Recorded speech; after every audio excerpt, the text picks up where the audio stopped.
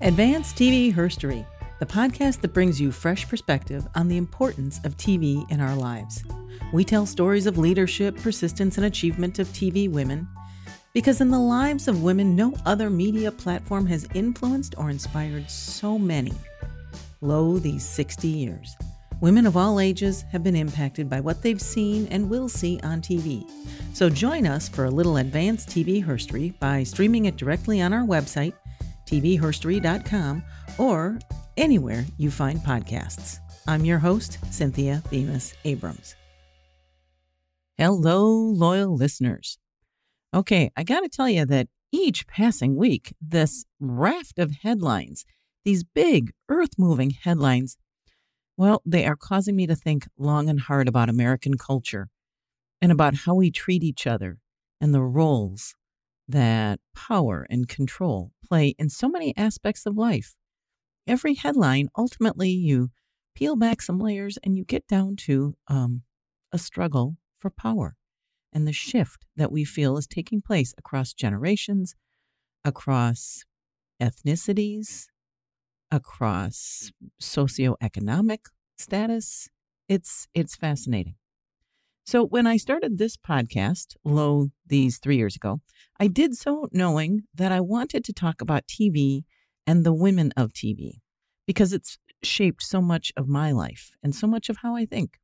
And if you've been listening since those early episodes of the summer of 2015, you've heard the growth of my tone, the selection of content, the improved audio quality. It's all good. But I have to tell you, gang, the headlines lately drop new themes and subjects on my desk faster than I can process them. I had no idea that the pace would pick up, that so much with what's going on in entertainment today really does have an impact on who we are as women, as who we are as parents, as children, as decision makers. And many of these references that are in the headlines relate to old episodes I've already produced. It's a little surreal. And I find this knowledge and this perspective something that I want to share with you today. So while Advanced TV Herstory is billed as stories of leadership, persistence, and achievement of TV women, lately it has become a greater study of the subtleties of representation, sexism, racism, and inequality, both in front of the camera and behind it. Headlines this week that caught me at my core and that prompted me to realize why we cherish some of the finest writing and acting of American TV from the two series Murphy Brown and Designing Women. What happened to the women's movement? That's what I ask myself. What happened to the equality that we thought would come through merit and education and hard work? Because in the 80s, that the very tail end of the baby boom, that's what we thought was going to be required for us to succeed. We did everything we thought we needed to do. We were told to do. But here it is in 2018, and the numbers don't lie. Over 40 years, they haven't changed much, from salaries to the number of women CEOs of corporations. The numbers, pick your industry, pick your metric, they don't lie, and they leave us all shaking our heads. And while the millennials are absolutely well-founded in their skepticism and in their anger and in the notion that there will be equity, that force that we all admire, we, the baby boom, has to sit and wonder what happened. That's an awful lot about what we're going to talk about today, because the lesson of this episode is that, yes, we do need to pay closer attention to the power and the influence of media. That's, I think, what we weren't doing enough of in the 80s and the 90s and the 2000s. We weren't that smart, and social media wasn't available. Didn't connect us the way it does today. So we're going to learn a little bit more about what's gone on in the last 25 years. And most importantly, I just want to leave you with the notion that we are all in this together and that we are stronger together. So bear with me. Early episodes of Advanced TV Herstory were about the series that I knew about. I'm from the Midwest. I'm a white woman. And I watched a lot of TV, and I will say, however, that the TV that I saw was mostly men, mostly white men. And so when I think about Hill Street Blues and the episode that I produced about it, that it only had 2 regular women characters in those early years, but they were powerful representatives for American girls and women to make life choices, to be like Public Defender Joyce Davenport and Sergeant Lucy Bates, who really, when you think about it, is one of the very few women characters to ever wear a police uniform consistently through a series. And that the role that both of those women played influenced women and their occupational selection. The number of women who went into law enforcement increased during Hill Street Blues. It was a powerful time in American herstory, one that if you weren't enrolled in college media or gender studies class, you might miss because you just don't think about it. You don't have the chance to think about how important TV was and how it affects what we do and see and think today.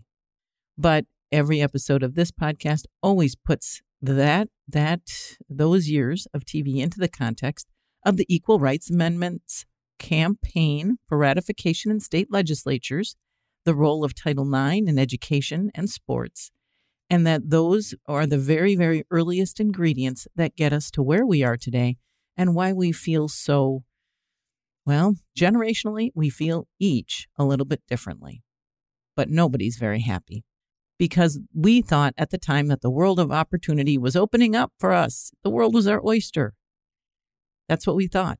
And for a while it did. And then it didn't. Did we get busy? Were we distracted? Maybe we weren't collaborating enough. You know, we're women. We can beat ourselves up. Maybe the bickering between generations of feminists was causing us to not try so hard because, honestly, we were never going to please everyone. And we had to stand around and listen to everybody's opinions. We were divided.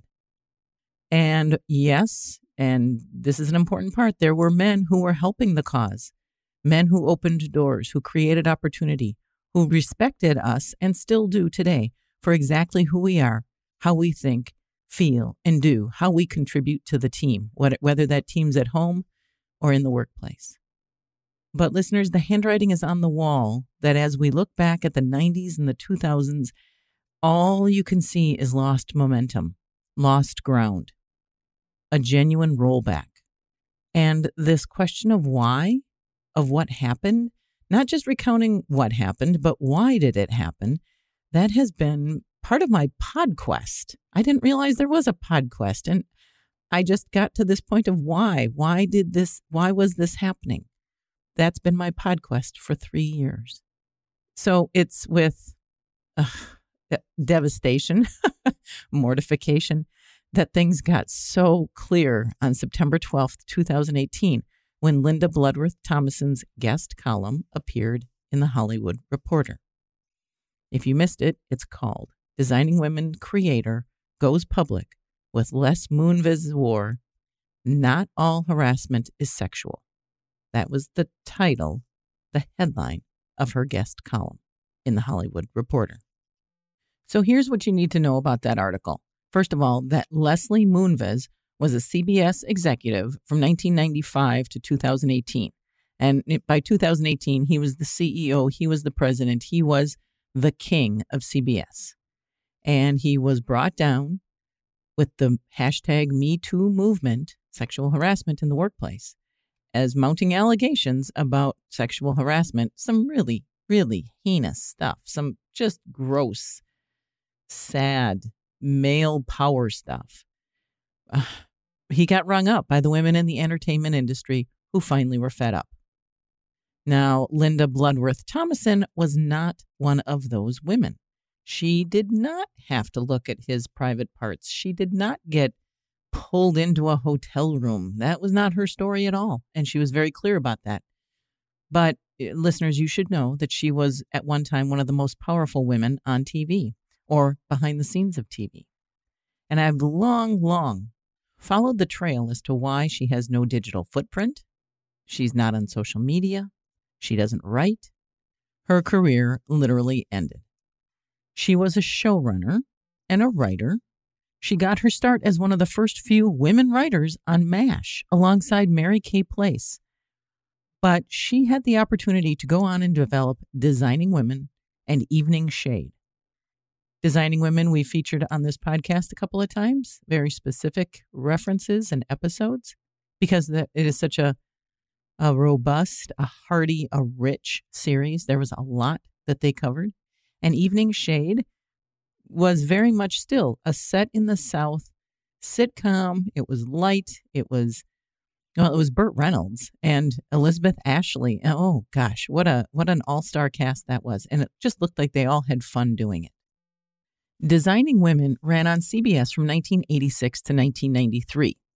Les Moonves started at CBS in a very high, powerful president, vice president, whatever position in 1995. Bloodworth-Thomason had already hit the high part of her career, creating voices for TV that were of smart women from the South, both rural and urban. The stuff was fresh. She was fresh. She was not like anything TV had ever experienced before. And Designing Women fans will, of course, recall that Charlene, played by the wildly talented Jean Smart, often talked of her hometown of Poplar Bluff, Missouri. That's Linda Bloodworth-Thomason's hometown. And in the late 80s and early 90s, you know what? People were proud to talk about being from small towns. There was no divide. City people were being exposed to people in small towns all the time, vice versa. That was TV. That was the inclusion of TV. And plots that involved people from small towns, you know what? They talked about their values. They talked about their American pride and the culture that was found throughout our country. Wow, how times have changed. Moreover, just to understand the kind of royalty that and the kind of certainty and confidence that American women had in Linda Bloodworth-Thomason's her realm is that she was so connected to like the power structure, even of Washington, D.C. As Southerners, she was very closely tied to the Clintons. So getting back to her guest column of last week, these are her words. I was never sexually harassed or attacked by Les Moonves. My encounters were much more subtle, engendering a different kind of destruction. In 1992, I was given the largest writing and producing contract in the history of CBS. It was for $50 million, involving 5 new series with hefty penalties for each pilot not picked up. Okay, listeners, she gives us the proper context. Remember, Designing Women is still on the air at that point, heading into its final seasons. I go on and quote, CBS Chairman Howard Stringer and President Jeff Sagansky attended many of the Designing Women tapings, reveling in the show, quoting the lines, and giving us carte blanche to tackle any subject, including sexual harassment, domestic violence, pornography. They even greenlighted an entire episode satirizing Clarence Thomas's Supreme Court nomination. It was, to say the least, exhilarating. End quote. Now, Bloodworth-Thomason recounted CBS's regime change in 1995 from Stringer and Sagansky to Moonves. In her words, quote, someone delivered the news that he, Moonves, especially hated Designing Women and their loudmouth speeches. He showed up at the first table read for a pilot, which she was developing, and took a chair directly across from mine. Having been voted most popular in high school, I felt confident that I would be able to charm him. I was wrong. He sat and stared at me throughout the entire reading with eyes that were stunningly cold, as in, you are so dead. She went on to write, quote, as soon as the pilot was completed, Moonves informed me that it would not be picked up. I was at the pinnacle of my career. I would not work again for 7 years. During that period, because my contract was so valuable, I continued trying to win over Moonves, and he continued turning down every pilot I wrote. End quote. My goodness, this was a well-written spotlight on the truth that this woman has long dreamed of writing, and it explains so much. Now, hashtag Me Too and the fall of media mogul Harvey Weinstein is the context that we are living in right now. Those who we thought were too big to fall, to fail, are. And Les Moonves is clearly among the biggest names to topple to date. So Bloodworth-Thomason wasted no time stepping into the fresh air, and you have to love her for it. You have to admire her for it. And you have to really have a respect for what she has been feeling all these years. Now, we know that in other industries, to a lesser and lower profile extent, there has been some examination of culture, some reflection upon complicity with regard to environments that allow sexual harassment, that allow innuendo, that haven't cleaned up their language. And sadly, there are sectors of society that have a longer way to go than others. But this podcast is about the entertainment industry and TV in particular, because it has the power to drive the narrative at the water cooler. You can talk about stuff in third person and do an awful lot of teaching and sharing without getting personal. And certainly this has repercussions throughout social media. Social media has been the added value, the exponential value that has made so much of this even possible. So here we are. This is our chance to focus on justice and values, and most importantly, understand how harassment and violence are part of the struggle for power. And that is what Linda Bloodworth-Thomason has taught us on the heels of, or adjacent to, the Me Too movement.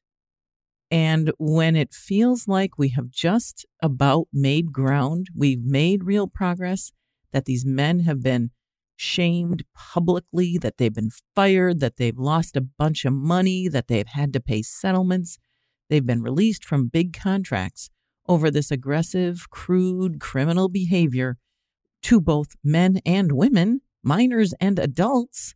Why aren't they behind bars is what I'm asking. Oh, no, they aren't behind bars. In fact, they are attempting to re-enter the field.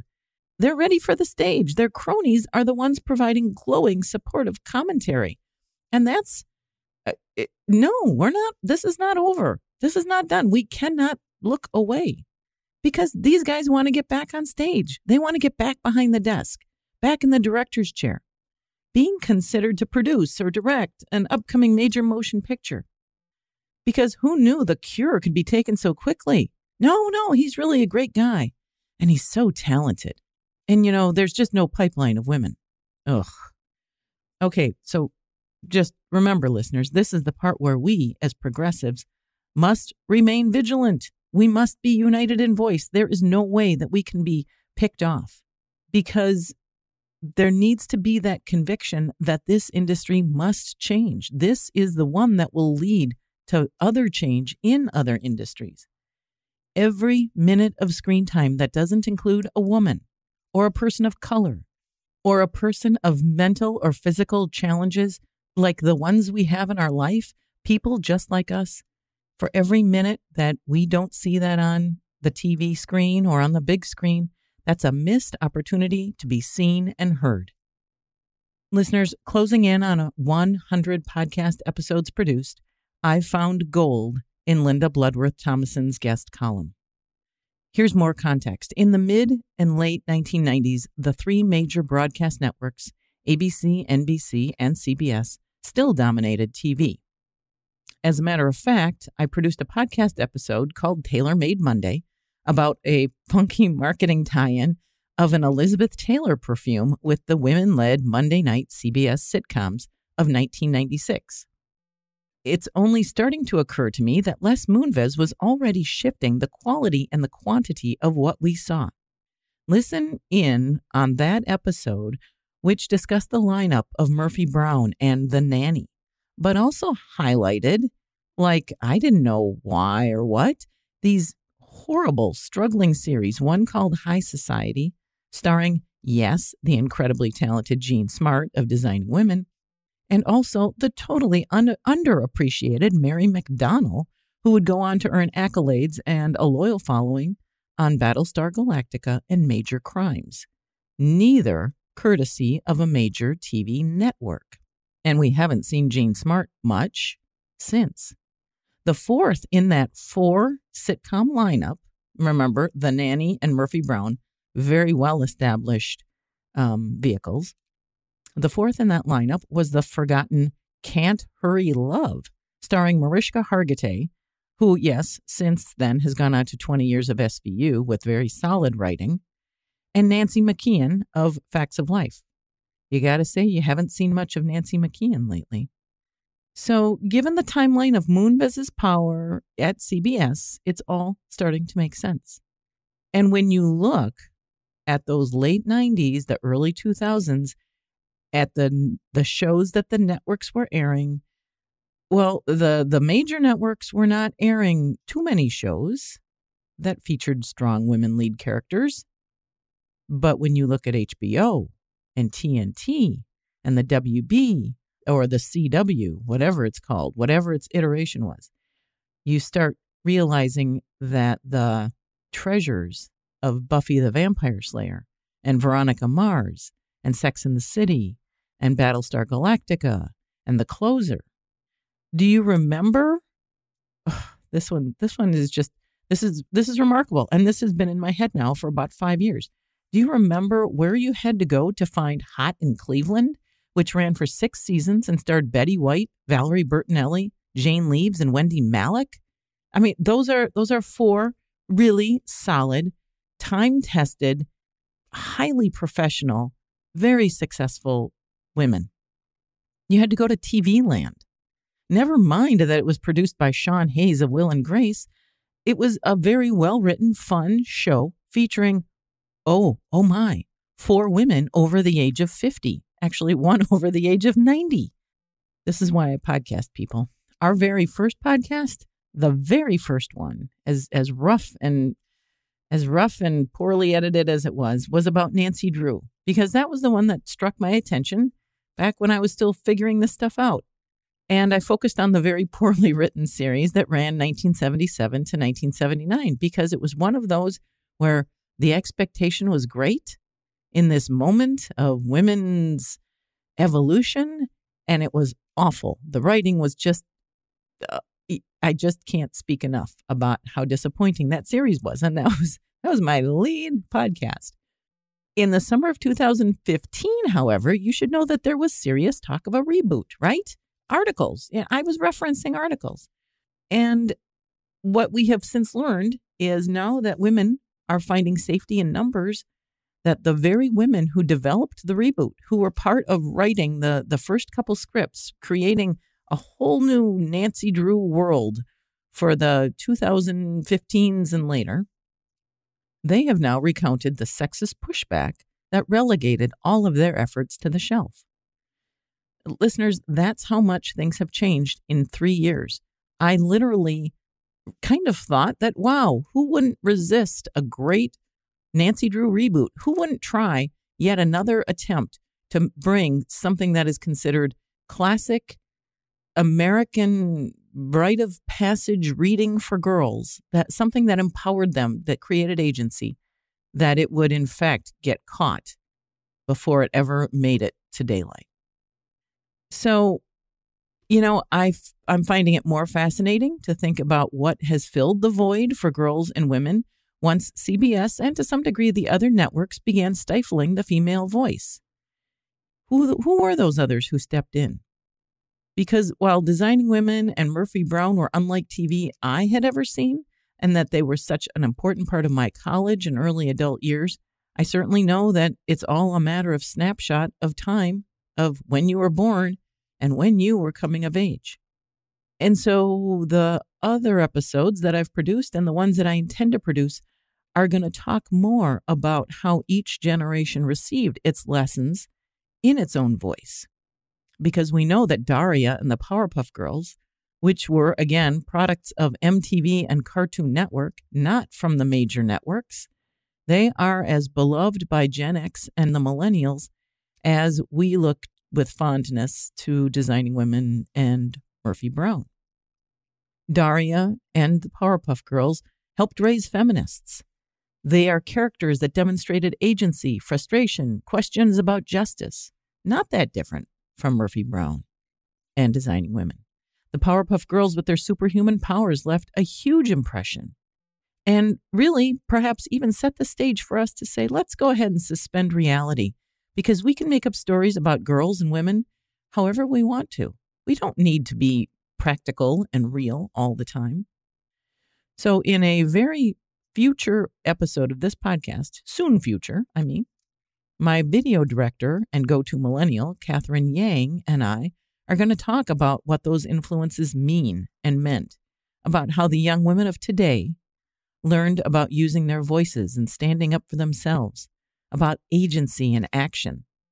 This is a theme that's been brewing for a long time in my head, and it leaves me believing, listeners, that the feminist media bench is stronger than we can comprehend.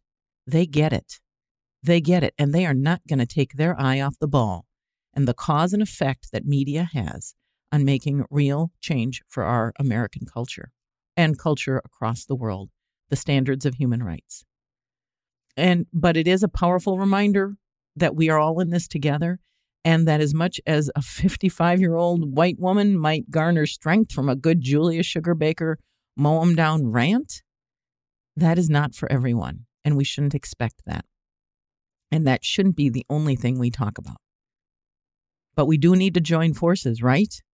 As women and as supporting men, we know that the struggle for power is going to come from every transaction, every season on TV, every election to office, no matter how high or small.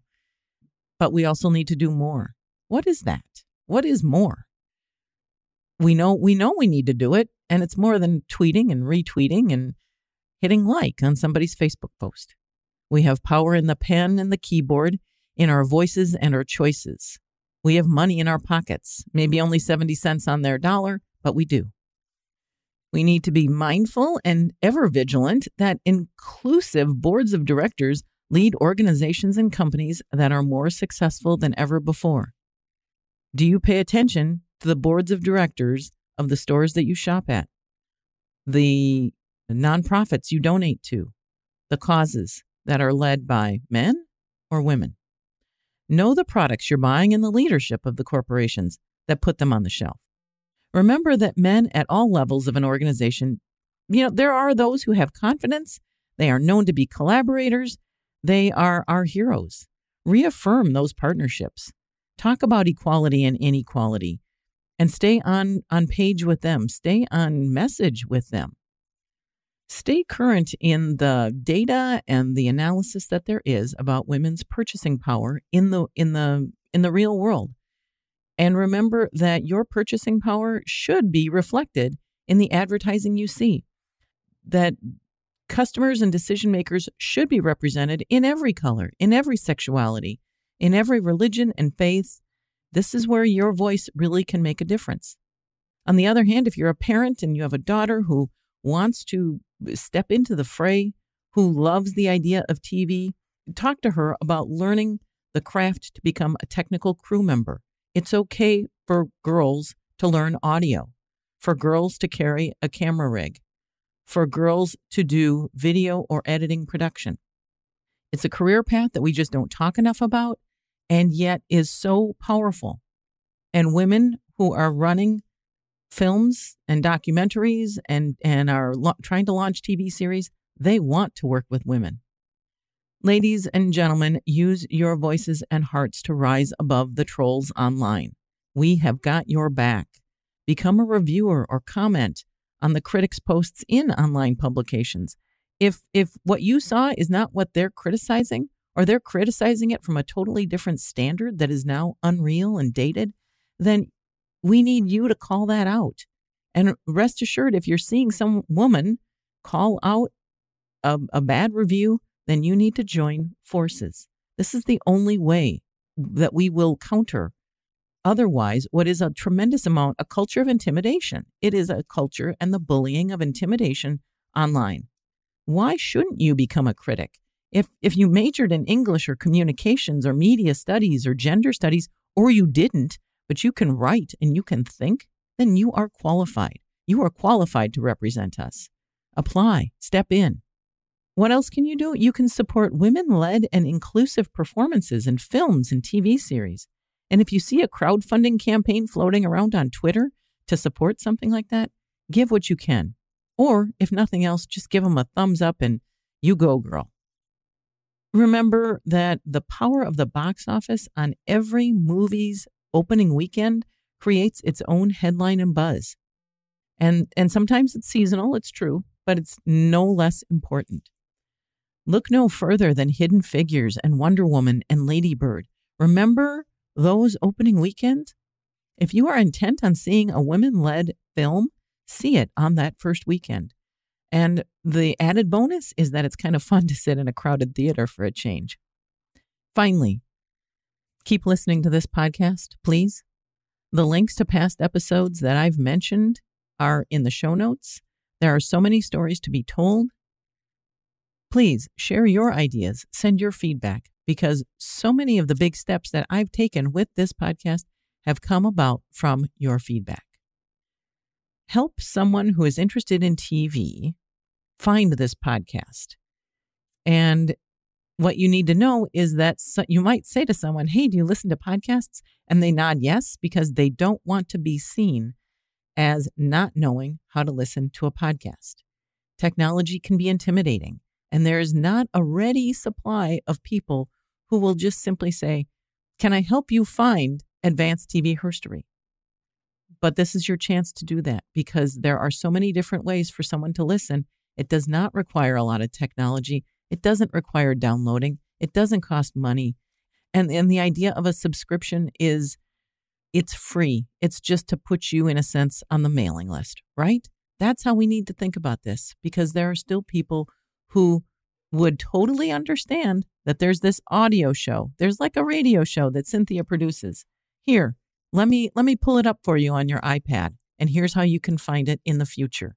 And here's how there's 90 other episodes that you'll like about Lucille Ball and Dinah Shore and